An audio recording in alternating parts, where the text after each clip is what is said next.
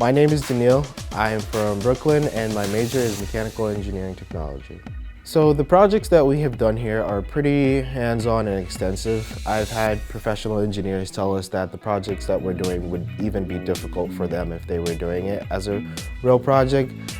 What you learn at Alfred State College really puts you out there for the workforce, and I've had multiple professional engineers tell me that students that come from Alfred State College have a greater depth of knowledge and understanding of the material.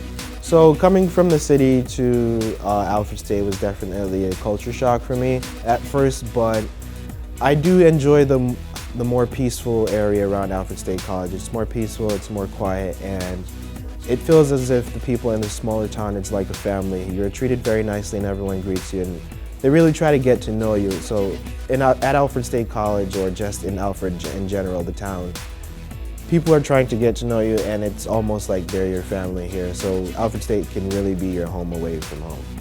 Alfred State has guided me to a great career. Hit the ground